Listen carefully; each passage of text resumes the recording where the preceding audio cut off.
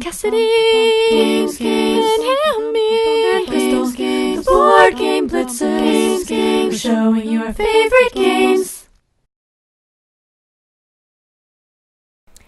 My number 70 is Flip Ships, which is a cooperative game where you're all working together to try to destroy these alien ship invaders that are coming to Earth. And it's a dexterity game, so you're flipping these tokens, like round circle tokens, and trying to make it land on these cards that are the aliens. And then at the end of the game, there's a big mothership that's a three-dimensional cardboard thing that has a hole in it, and you're trying to flip it and try to get into the mothership to do damage to it.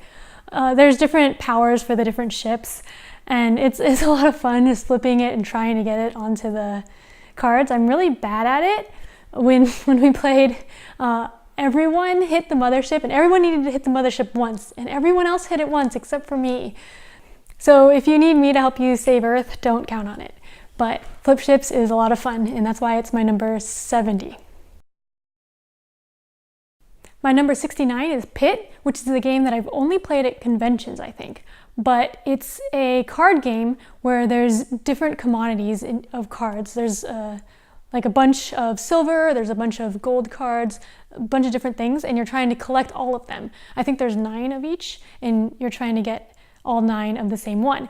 But it's real time, and you're yelling at each other saying to trade things. So you can trade sets of cards. So if you have 2 gold, you can say, oh, I'm trading 2, 2, 2, and someone else is trading 2 has to trade it with you. So you always have the same number of cards. It gets really frantic and really hectic and really loud because everyone's trading at the same time, just trying to find the trade. And then whoever gets their 9 cards all the same at first gets to ring the bell in the middle.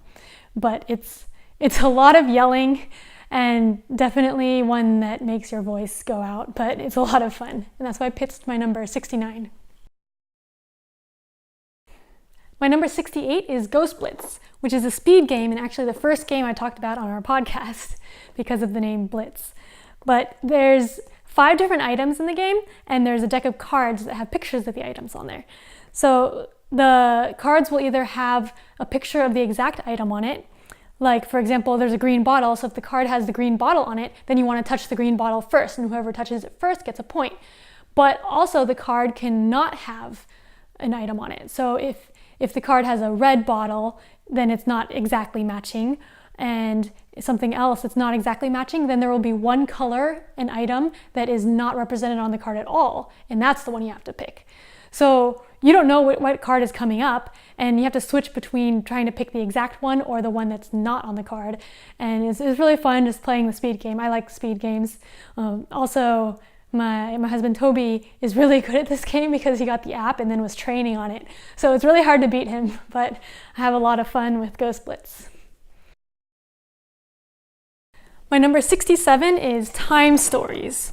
So Time Stories is a time travel game where you're working together. It's a cooperative game, and you're playing, there's these panoramic cards that are locations that you go to, and you go through a story, and there's a bunch of expansions, and each story has a deck of cards in it that has different locations, and you go through it, but then you generally lose the first time, and then you go back in time and start over and go through the same story again, but with new information. So you're time traveling, going through multiple loops to try to get the story completed.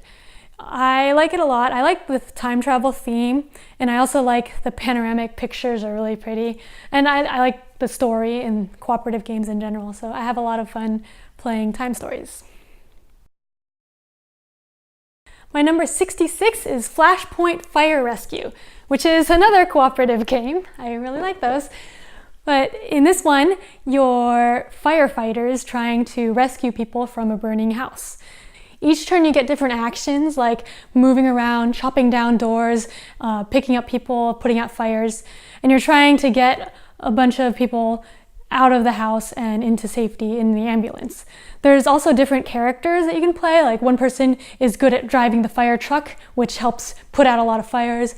One person is good at carrying people. One is good at putting out fires and has extra actions to put out fires.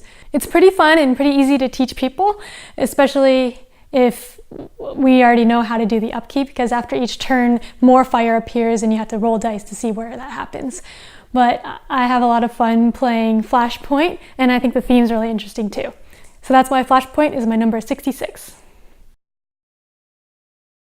My number 65 is Battlestar Galactica, which is a pretty long game that's based on the TV show Battlestar Galactica. But there are two teams, humans and Cylons, and you don't know who anyone is because everyone has a secret role. It's a space game, and humans are trying to jump to different parts of space to get a certain distance in order to survive. And the Cylons are trying to kill the humans either by making their morale go down, or population, or food, or something else.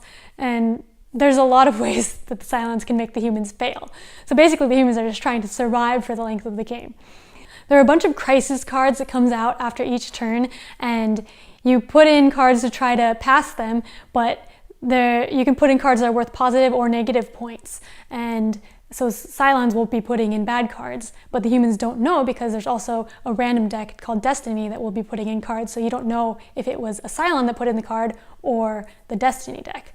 So it's a lot of pointing fingers and hidden info. And until recently, I actually always was a Cylon, but I recently was a human for the first time, which was really exciting because I had a bunch of chances to be a human, because there's a phase in the first round, and then halfway through the game, you get more cards and you could become a Cylon. And then the Cylon player, once they reveal that they're a Cylon, they have a power that they can give their card to someone else, and then that person could become a Cylon maybe. So that happened, but they didn't give it to me. So I was a human, and that was exciting, and we died. But it's still a lot of fun. It's very thematic if you've seen the show, and it's still fun if you haven't seen the show. And that's why Battlestar Galactica is my number 65. My number 64 is For Sale, which is a quick card game where you're bidding on houses and trying to sell them. So you buy houses and then sell them. There are 2 rounds to the game. In the first round, there's the houses that you're bidding on. And the way the bids work are interesting because you bid until you pass. And when you pass, you have to take the lowest house that's out there. And there's going to be the number of houses equal to the number of players. So if you bid 2 and then it comes back around to you, so the next person bids 3, 4, 5, and then it's your turn again, and you don't want to bid 6, you have to take the lowest house out there. It could be like a 1, it could be like 1, 5, 10, 15 out there, and you have to take the 1. And you also have to pay half of your bid. So it's interesting trying to figure out how much to bid because you don't really want the really low house. And it's also, you're bidding relative to what other houses are out there, because sometimes all the houses are in order. You get the 13, 14, 15, 16 all in the middle of the table, so it doesn't matter which one you get. And then the second round works similarly. You have a hand of houses, and then there's the prices in the middle, and you have the number of prices for the number of players, and each person plays a house, and then the lowest one gets the lowest price, and the highest one gets the highest price. So a good house isn't necessarily going to be worth the highest price possible. It'll be just what's on the table at the time. So it's pretty quick game, and I've played it with all types of people and had fun every time, and that's For Sale, my number 64. My number 63 is Lord of the Rings, the card game. If you can't tell, I like Lord of the Rings a lot, and this is a very thematic card game. It's a LCG, which means it's a living card game, which is where you buy a base set that has a bunch of cards, but then you can also buy expansion packs that have cards in them, but you know what's coming in the cards. So it's not a trading card game or collectible card game because you know what you're buying. But it's still a lot of money to buy all the expansion packs. The game is cooperative and usually play 1 or 2 players, and you build a deck beforehand of cards, like you have a dwarf deck or the deck of a certain color that's a certain power, and you're trying to go through certain scenarios. There's a bunch of different scenarios. There's 3 in the base game and then a bunch of expansions with different scenarios too. I like it. I like the theme, obviously, and I also like cooperative games a lot, so I like Lord of the Rings, the card game. My number 62 is Escape the Curse of the Temple, which is another cooperative game. This one's real time. in Escape, you're working together to try to make sure everyone escapes a temple. It's 10 minutes long, and there's a soundtrack that goes with it. And when the soundtrack ends, anyone who's still there dies and you lose the game. But you're going around exploring, you're rolling dice, and depending on what you roll, that's what you can do. But you can just keep re-rolling unless you get a certain roll of the die, which means it's stuck. And there's a certain other face of the die that can unstick those dice. But you're just frantically re-rolling until you get what you want, basically. And you're trying to collect gems and go through, find the exit, and get out. It's very frantic, and I like the real-time games, so I like the franticness, and I like just trying to do our best as fast as we can. So that's why I like Escape the Curse of the Temple. My number 61 is Imperial Settlers, which is a card game with a bunch of different factions. The cards are all different buildings, and you're trying to build up a civilization with the cards. You start out with a couple of resources and some cards, and then you use the resources to play cards, and some of the cards give you more resources or more actions or let you do things, it gets points, and it just keeps building and building on itself. So in the first round, you only have a couple of things that you do, but by the 5th round, which is the last round, you're doing a lot of stuff and you're getting so many resources. So I like that build up.